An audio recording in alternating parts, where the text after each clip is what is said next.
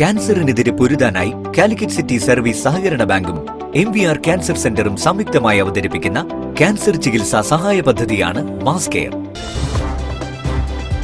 വാർത്തകൾ തുടരുന്നു. മനുഷ്യാവകാശങ്ങൾ സംരക്ഷിക്കാൻ സർക്കാർ ഉണർന്ന് പ്രവർത്തിക്കണമെന്ന് മഹാത്മാ മനുഷ്യാവകാശ സംരക്ഷണ സമിതി കൂട്ടായ്മ. അന്താരാഷ്ട്ര മനുഷ്യാവകാശ സംരക്ഷണ ദിനത്തിന്റെ ഭാഗമായാണ് കൂട്ടായ്മ സംഘടിപ്പിച്ചത്. മനുഷ്യ നന്മയ്ക്കും മനുഷ്യാവകാശങ്ങൾ സംരക്ഷിക്കപ്പെടുന്നതിനും വേണ്ടി 1948 ഡിസംബർ 10 ഐക്യരാഷ്ട്ര സംഘടന പ്രഖ്യാപിച്ചതാണ് മനുഷ്യാവകാശ സംരക്ഷണ ദിനം. അന്താരാഷ്ട്ര തലത്തിൽ ലോക ജനത മനുഷ്യാവകാശ സംരക്ഷണ ദിനം ആചരിക്കുന്നതിന്റെ ഭാഗമായി മഹാത്മാ മനുഷ്യാവകാശ സംരക്ഷണ സമിതി വെസ്റ്റ് ഹിൽ റോയൽ ബിൽഡിംഗിൽ കൂട്ടായ്മ സംഘടിപ്പിച്ചു. രക്ഷാധികാരി അഡ്വക്കേറ്റ് MP സൂര്യനാരായണൻ ഉദ്ഘാടനം ചെയ്തു.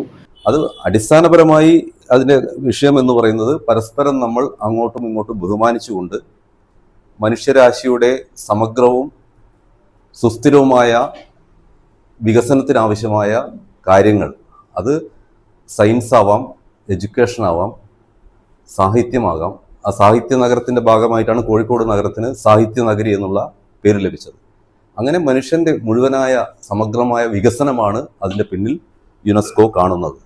ആ നിലയിലുള്ള പ്രവർത്തനം, അത് നമ്മൾ അതിൻ്റെ മനുഷ്യന് പട്ടിണി ഉണ്ടാവാൻ പാടില്ല. അതോടൊപ്പം കാലാവസ്ഥാ വ്യതിയാനം, അതുപോലെ ജൈവ വൈവിധ്യം, ഇതെല്ലാം ഏകീകരിച്ചാൽ മാത്രമേ ഒരു മനുഷ്യന് ഈ പ്രപഞ്ചത്തിൽ മനുഷ്യനായി ജീവിക്കാൻ പറ്റുള്ളൂ. അത് പിന്നെ മൃഗമായി പോകും. സംസ്ഥാന ചെയർമാൻ KT അരവിന്ദാക്ഷൻ അധ്യക്ഷനായിരുന്നു.